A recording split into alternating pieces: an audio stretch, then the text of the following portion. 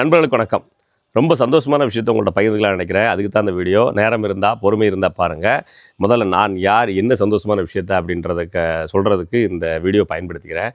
நான் quick property அப்படின்ற real estate app இணையதளத்தில் இருக்குது. அந்த ஆப்பினுடைய ஃபவுண்டர். அந்த ஆப்பை நம்ம தான் உருவாக்கணும். ஸோ அந்த ஆப் மூலமாக ஒரு சந்தோஷமான விஷயம் எனக்கு கிடச்சிருக்குது. அதை உங்கள்கிட்ட பகிர்ந்துக்கலான்றது தான் இந்த வீடியோ. எனக்கு 25,000 புதிய நண்பர்களை இந்த ஆப் எனக்கு சம்பாரித்து கொடுத்துருக்குது. இந்த ஆப் பணம் சம்பாரித்து கொடுத்துருக்கு நான் சொல்லலை. 25,000 புதிய நண்பர்கள், புதிய உறவுகள் எனக்கு கிடச்சிருக்குது. நிறையா ஆப்ஸ் கம்பெனிஸ்லாம் பார்த்தீங்கன்னா யூசர்ஸ், டவுன்லோட்ஸ் அப்படின்னு சொல்லுவாங்க.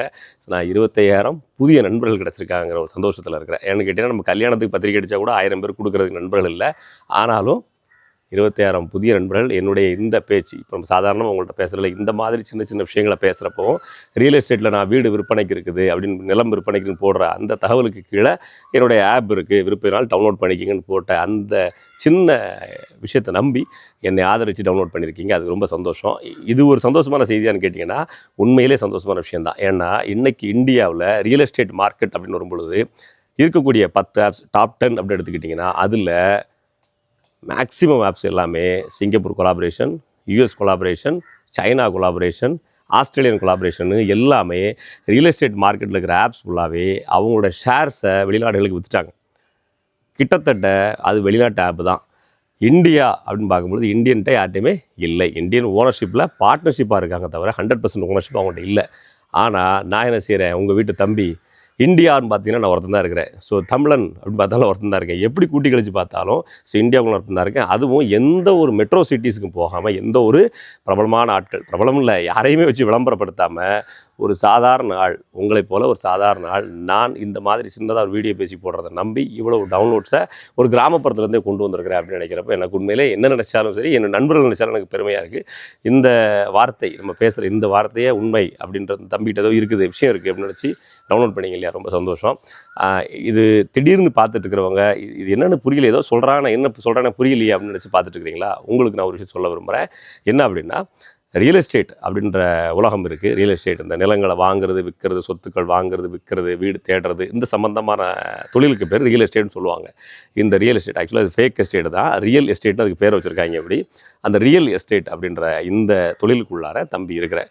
இப்போ இந்த வீடுகள் வாங்குறது, விற்கிறது அப்படின்ற விஷயம் வரும் பொழுது ஓனருடைய நம்பர் கிடச்சா பரவாயில்ல. இப்போ நம்ம இங்கே மதுரையில் இருக்கிறோம், சென்னையில் ப்ராப்பர்ட்டி தேடிட்டு இருக்கிறோம், அல்லது சென்னையில் இருக்கிறோம், நம்ம மதுரையில், அருப்புக்கோட்டையில், வேலூரில் தேடிக்கிட்டு இருக்கோம் ப்ராப்பர்ட்டி.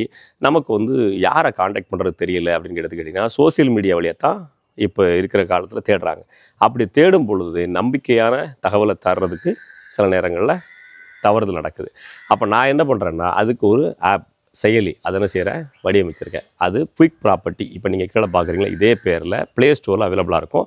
இன்னும் ஒரு மாதத்துக்குள்ளார ஆண்ட்ராய்டு ஃபோன்லேருந்து ஆப்பிள் ஃபோனுக்கு நான் ரிலீஸ் பண்ண ஆரம்பிச்சிடுவேன்.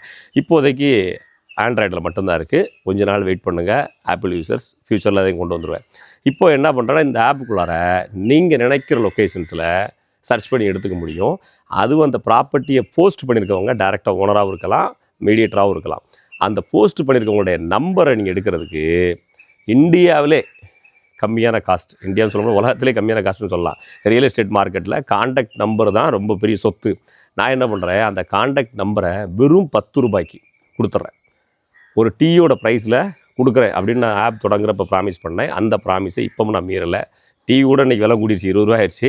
ஆனால் என்னோடய ஆப்பில் காண்டாக்ட் நம்பர் வெறும் 10 ரூபா தான்.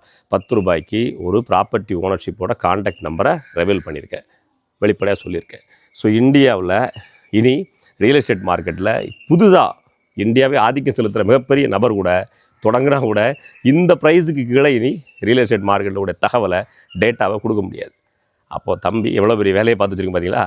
ஸோ இந்த வேலைக்காக நீங்கள் என்னை நம்பி டவுன்லோட் பண்ணியிருக்கீங்க. இந்த டவுன்லோடுக்கு உண்மையிலே எனக்கு நான் எப்படி சொல்கிறதுன்னு தெரியல. ஏன்னா நிறைய ரியல் எஸ்டேட் ஆப்ஸ் பார்த்தீங்கன்னா, இன்றைக்கி மார்க்கெட்டில் இருக்கிற எந்த ரியல் எஸ்டேட் ஆப்பை கூட நீங்கள் பாருங்கள், வருஷத்துக்கு குறையாமல் 10 கோடியிலேருந்து 20 கோடி ரூபா வரைக்கும் விளம்பரத்துக்கு முதலீடு செய்கிறாங்க. விளம்பரத்தில் முதலீடு செய்கிறாங்க. நான் ஒரு பைசா சிங்கிள் டீ குடிக்கிற காசோட விளம்பரத்துக்காக முதலீடு பண்ணலை. இப்போ நான் உங்கள்கிட்ட எப்படி பேசுகிறேனோ இந்த மாதிரியான பேச்சுக்களை வீடியோ பேசும்போதும், வீடுகளை பற்றி சொல்லும்போதும் நம்மளோட ஆப் இருக்குது, டவுன்லோட் பண்ணிக்கோங்க. இதுதான் நம்மளுடைய வார்த்தை. இந்த வார்த்தையை நம்பி இந்த தம்பி ஏதோ செய்கிறான், அது சரியாக இருக்கும் அப்படின்னு நம்புகிறாங்க. அந்த நம்பிக்கைக்கு இந்த நாள் நான் உங்களுக்கு ப்ராமிஸ் பண்ணுறேன், எப்பவும் நான் மாற மாட்டேன். ஒரு டீயோட காசில் தான் ஒரு கான்டாக்ட் நம்பரை கொடுப்பேன். இன்றைக்கி 10 ரூபா, ஃப்யூச்சரில் டீ ஒரு வேளை 20 ரூபா ஆயிடுச்சு, இந்தியா முழுக்க எல்லா இடத்துக்கு 20 ரூபா வந்துருச்சுன்னா அன்றைக்கி வேணால் ப்ரைஸ் மாற்றுறது கன்சிடர் பண்ணுவேன். அதுவும் உங்ககிட்ட கேட்டுட்டு தான், சரிங்களா? மற்றவங்கள மாதிரிக்கே நான் ஃபேக்கான வாக்குறுதி கொடுக்க விரும்பலை. நம்ம ஆப்பை டவுன்லோட் பண்ணி பாருங்கள், மற்ற ஆப்ஸையும் கம்பேர் பண்ணி பாருங்கள், எது பெஸ்ட் அப்படின்னு முடிவிடுங்க. இது இன்னொரு விஷயத்தை சொல்ல விரும்புகிறேன். ஆப் டவுன்லோடு டெவலப்மெண்ட் இப்படி சொல்லும் பொழுது சில நண்பர்கள் வந்து என்கிட்ட வந்து அதாவது உரிமையாக என்கிட்ட வந்து நெகட்டிவாக சொன்னாங்க. ரொம்ப உரிமையாக சொன்னாங்க. என்ன அப்படின்னா, இந்த மார்க்கெட்டில் நீ வந்து நிற்க முடியாது. ஏன்னா இன்றைக்கி ரியல் எஸ்டேட் மார்க்கெட்டில் இருக்கக்கூடிய எல்லா ஆப்ஸுமே ஃபாரின் கொலாபரேஷன்ஸ், ஃபாரின் இன்வெஸ்டர்ஸ் உள்ள அதிகமாக இருக்காங்க. அவங்கெல்லாம் $1 மில்லியன் இன்வெஸ்ட் பண்ணுறாங்க, வருஷத்துக்கு இத்தனை மில்லியன் இன்வெஸ்ட் பண்ணுறாங்க. ஸ்டார்ட் அப் ஃபண்டிங் அப்படின்னு நிறையா ஃபண்ட் ரைஸ் பண்ணி நிறையா சம்பாரிச்சு பண்ணுறாங்க. அதில் அட்வர்டைஸ்மெண்ட்டுக்கான காஸ்ட் நிறைய இன்வெஸ்ட் பண்ணுறாங்க. அது மட்டும் இல்லாமல் அவங்க பில்டிங்ஸ் கட்டி ஓனாக சேல் பண்ணுறாங்க. சினிமா ஆக்டர்ஸு, ப்ரொடியூசர்ஸு, டேரக்டர்ஸ்னு நிறைய பேர் முதலீடு பண்ணுறாங்க. அவங்க கம்பெனிகளில் அட்வர்டைஸ்மெண்ட் பார்ட்னராகவும் இருக்கிறாங்க. உங்கள்கிட்ட யார் இருக்கிறா? உங்கள்கிட்ட யார் இருக்கிறா? நீயே ஒரு பஞ்ச பரதேசி, உன்ன மாதிரி 10 பேர் உங்க கூட இருப்பாங்க, அவ்வளோதானே. அதனால் உன்னால் இதில் மார்க்கெட் நிற்க முடியாது அப்படின்னு என்கிட்ட அன்பாக உரிமையாக கோவப்பட்டு சொன்னாங்க. நான் அவங்கள்ட்ட சொல்ல விரும்புகிறேன், நீங்கள் சொன்னது ஒரு விதத்தில் சரியாக இருந்தாலும், ஒரு விதத்தில் இல்லை 100% சரியாக இருந்தாலும் 25,000 புதிய நண்பர்கள் இந்த பஞ்ச பரதேசியை நம்பி தான் டவுன்லோட் பண்ணியிருக்காங்க. இந்த வார்த்தை நிச்சயமாக நான் உங்களுக்கு மறுபடியும் சொல்கிறேன், ரியல் எஸ்டேட் மார்க்கெட்டில் எவன் வேணால் எத்தனை கோடி வேணாலும் போட்டு விளம்பரம் பண்ணட்டும், எந்த ஒரு விளம்பரம் இல்லாமல் உங்கள் தம்பி நான் இப்போ இப்படி பேசுகிறேன்னா இதே போல் கடைசி வரைக்கும் பேசி எவங்கிட்ட விளம்பரத்துக்கு கைது நிற்காமல் 1 மில்லியன் யூஸர் கொண்டு வந்து காமிக்கிறேன். It's open challenge. Real estate மார்க்கெட்டில் இருக்கிற ஒரு ஆப் டெவலப்மெண்ட் பண்ணி அதை மேலே கொண்டு வரது கஷ்டம். இப்போ நான் ஒரு என்டர்டைன்மெண்ட் ஆப் பண்ணுறேன், ஒரு எக்ஸாம்பிளுக்கு ஒரு என்டர்டைன்மெண்ட் ஆப் எக்ஸாம்பிளுக்கு சொல்கிறேன், அது சரி இதை பண்ணி நீங்கள் முடிவு எடுத்துக்கோங்க. ஒரு டிக்டாக் மாதிரி நான் என்டர்டைன்மெண்ட் ஆப் பண்ணுறேன்னா அதை விளம்பரப்படுத்துறது ரொம்ப ஈஸி, அதை கொண்டு உங்கள்கிட்ட கொண்டு சேர்க்குறது ஈஸி. ஆனால் ரியல் எஸ்டேட் ஆப்பில் இருக்கக்கூடிய சிக்கல் என்னென்னா, இப்போ நீங்கள் மதுரை சவுத்துன்னு வச்சுக்கிடுவோம், மதுரை சவுத்தில் நான் ஒரு ப்ராப்பர்ட்டியை சேலுக்கு போடுறேன்னா, அந்த ப்ராப்பர்ட்டியை சேலுக்கு போட்டு ஒரு 3 மாதம் கழித்து ஒரு நண்பர் டவுன்லோட் பண்ணும்போது பார்க்குறாரு அப்படின்னா, இந்த ப்ராப்பர்ட்டியோட ஓனர் நம்பர் எடுக்கிறோம், ஆனால் இந்த ப்ராப்பர்ட்டி இருக்குதா இல்லை எனக்கு தெரியலையே அப்படின்ற குழப்பம் இருக்கும். இருந்தால் அவங்க கட்ட போகிறது ஒரு டீயோட காசு தான், வெறும் 10 ரூபீஸ் தான் கட்ட போகிறாங்க. இருந்தாலும் அதுக்கு உங்களுக்கு ரீசனபிளாக ரெஸ்பான்சிபிளாக பதில் சொல்லணும் இல்லையா? இருந்தால் தான் அந்த 10 ரூபாயை செலவு பண்ணுறேன் அப்படின்ற முடிவு எடுக்கிறாங்க. ஆனால் இன்றைக்கி ரியல் எஸ்டேட் மார்க்கெட்டில் 50 லட்ச ரூபா மதிப்புள்ள ப்ராப்பர்ட்டியோட ஓனருடைய கான்டாக்ட் நம்பர் கிடைக்குது அப்படின்னா 50 லட்ச ரூபாய்க்கு 2% கமிஷன் எடுத்துக்கிட்டால் 1 லட்ச ரூபா கமிஷன். ஸோ நான் கமிஷனு அப்படின்ற கான்செப்டை ஓரமாக தூக்கி வச்சுட்டு வெறும் 10 ரூபாய்க்கு அந்த ஓனர் நம்பரை கொடுத்துட்றேன், எடுத்துக்கங்க அப்படின்னு சொல்கிறேன். ஸோ அப்போது இப்போ 2024 ஒரு உள்ள போட்டிருக்காங்க, 25 போட்டிருக்காங்க, 26 போட்டிருக்காங்க. அப்படிங்கிறப்ப 25 போட்டிருக்கிறவங்களுடைய அந்த ப்ராப்பர்ட்டி இருக்குதா இல்லையா, சேல் ஆகிடுச்சா இல்லையா, சோல்ட் அவுட் ஆகிடுச்சா தெரியாது இல்லையா? அப்போ அந்த இது நம்ம ரீகன்ஃபர்மேஷன் பண்ண வேண்டியிருக்குது. அது மட்டும் இல்லாமல் இப்போ மதுரை சவுத்துன்னு போட்டுட்ருக்கிறப்போ மதுரை நார்த்தில் ஒருத்தர் ப்ராப்பர்ட்டி தேடிட்டு இருப்பார். பட் அவருக்கு நான் டேட்டா கொடுக்கணும். சரி, எல்லா பக்கமும் என்ன செய்கிறது, டேட்டா உள்ள இன்புட் கொடுக்குறதே பெரிய கஷ்டம். இப்போ நீங்கள் ஒரு இ-காமர்ஸ் சைட் பண்ணுறீங்கன்னா ரொம்ப ஈஸி. ஸோ ஒரு இ-காமர்ஸ் சைட்டில் மேக்ஸிமம் ஒரு 10,000 ப்ராடக்ட்டை உள்ள கொண்டு திணிச்சிட்டின்னு வச்சுக்கோங்களேன், அங்கே ஒன்றும் இல்லை. அதுக்கப்புறம் அது 10,000 ப்ராடக்ட்டை போடுறதுக்கு ஒன்றும் வழி இருக்காது. மேக்ஸிமம் பண்ண ஒரு 5,000 ப்ராடக்ட் போடுவீங்க. 10,000 ப்ராடக்ட் உள்ள போட்டிங்கன்னா கண்டினியூஸாக அதே தான் பொருள் போட்டுகிட்டே இருக்க போகிறீங்க. ஒரு ஷர்ட்டு போடுறீங்கன்னா கண்டினியூஸாக இதே மாதிரி ஷர்ட் இருக்குப்பான்னு போட்டுகிட்டே இருக்க போகிறீங்க. So repeated products. ஆனால் ரியல் எஸ்டேட்டில் ரிப்பீட்டட் ப்ராடக்ட்ஸ் கிடையவே கிடையாது. ஒவ்வொரு ஏரியாவில் இருக்கிற ஒவ்வொரு பிளாட்ஸும் ஒவ்வொரு சைஸ், ஒவ்வொரு லேஅவுட்டுக்கும் ஒரு மாடல், ஒவ்வொரு லேஅவுட்டுக்கும் ஒரு ப்ரைஸ், ஒவ்வொரு லேஅவுட்டுக்கும் ஒரு டைரக்ஷன், ஒவ்வொரு ஊருக்கும் ஒரு ப்ராடக்ட் இருக்குது. ஸோ ஒவ்வொரு ஊருக்கும் ஒரு வீடு அப்படின்னா இது எவ்வளோ கஷ்டமான டாஸ்க். இந்த டாஸ்க்குள்ளார தான் நம்ம ரியல் எஸ்டேட் நகர்ந்துக்கிட்டு இருக்குது. அப்போ நம்ம ஆப்புக்குள்ளார வெப்சைட்டுக்குள்ளார ஃபீல்டிங் போடுறோம்னா எவ்வளோ கஷ்டம், இதை சேரும் இல்லையா? ஸோ இது கஷ்டமான விஷயத்த எந்த ஒரு கிரவுண்ட் ஃபண்டோ யார்கிட்டையுமே கையேந்தி நிற்காமல் உங்கள் தம்பி 25,000 யூசர்ஸை கொண்டு வந்துருக்கிறேன். அது எனக்கு பெருமையும் கருவமும் கூட. இன்னும் சொல்லப்போனால் சென்னை மாதிரியான மெட்ரோ சிட்டிக்கு, கோவை மாதிரியான மெட்ரோ சிட்டிக்கு போகாமலே கிராமப்புறத்துலேருந்தே கொண்டு வந்திருக்கிறேன். அதே எனக்கு உண்மையிலே பெஸ்ட்டாக நான் நினைக்கிறேன். ஏன்னு கேட்டிங்கன்னா, இந்தியாவில் மார்க்கெட்டில் இருக்கிற மற்ற ஆப்ஸ் பார்த்திங்கன்னா எல்லாமே மெட்ரோ சிட்டியில் இருக்கிறாங்க. கிராமப்புறங்களுக்கு டயர் 3 சிட்டிஸுக்கு வர்றதில்லை. நான் டயர் 3 சிட்டிஸில் இருந்தும் உங்களுக்காக வர்றேன். ஃபாலோ பண்ணிக்கோங்க.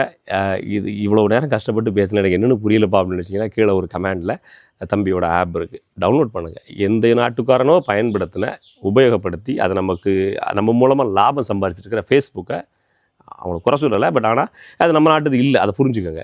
வாட்ஸ்அப் நம்ம நாட்டுது இல்லை, ஆனால் நம்ம பயன்படுத்திட்டு இருக்கோம். வாட்ஸ்அப் இல்லைன்னா உலகம் இல்லைன்னு ஆயிடுச்சு. நம்ம இந்தியாவே கிட்டத்தட்ட வாட்ஸ்அப் ஒரு மாதத்துக்கு நிப்பாட்டுன்னு சொன்னால் என்ன பண்ணணும் திணறி போயிடும். ஆனால் இது எல்லாமே இந்தியாவோட ஆப்ஸ் இல்லை, இந்தியாவோட ஆப்ஸ் அதெல்லாம் கிடையாது. அப்படின்னா அதை நம்ம அதிகமாக பயன்படுத்திட்டு இருக்கோம். ஸோ ரியல் எஸ்டேட் மார்க்கெட்லேயும் இந்தியாவோட ஓனர்ஷிப் கொஞ்சம் வச்சுருக்குறாங்க, ஆனால் இந்தியனோட முழுசாக வச்சுக்க முடியல. அப்படிப்பட்ட ஆப்ஸ் தான் இன்றைக்கி இருக்குது. ஆனால் இந்தியா அதிலிருந்து ஒரு பார்ட் ஆஃப் ஒரு வில்லேஜிலிருந்து வந்திருக்கிற என்கிட்ட தான் இன்றைக்கி முழு ஓனர்ஷிப்போட ஒரு ஆப் இருக்குது. ஸோ முடிஞ்சால் விரும்பினால் நீங்கள் ஏதோ ஒரு ரூபத்தில் யாரோ எதையோ பண்ணுறா ஒரு வளர்த்து விடுவோமே, நம்மளால் முடிஞ்ச எத்தனையோ ஆப்ஸ் நம்ம ஃபோனில் இருக்குது. ஜஸ்ட் ஒரு ஆப் தான் டவுன்லோட் பண்ணி பார்ப்போம். பி இண்டியன் பை இண்டியன், நம்ம இந்தியாவில் இருக்கிற ஒரு ப்ராடக்ட்டை நாம் வளர்த்துறது என்ன தப்பு இருக்குது அப்படின்னு நினச்சா கூட டவுன்லோட் பண்ணுங்கள். இல்லை உண்மையிலே நீங்கள் ரியல் எஸ்டேட்டில் ப்ராடக்ட் தேடிட்டு இருக்கிறீங்க, ஒரு வீடு தேடிட்டு இருக்கிறீங்க, நிலம் தேடிட்டு இருக்கிறீங்க, ஒரு ரைட் சாய்ஸாக இருக்கும் அப்படின்னா எடுத்து டவுன்லோட் பண்ணிக்கோங்க. அது போக நீங்கள் உங்களோட சொத்துக்களை விற்பனை செய்யணும், வாங்கணும்னு சொன்னாலும் இதை டவுன்லோட் பண்ணிக்கோங்க. நிச்சயமாக உங்களுக்கு உபயோகமாக இருக்கும்.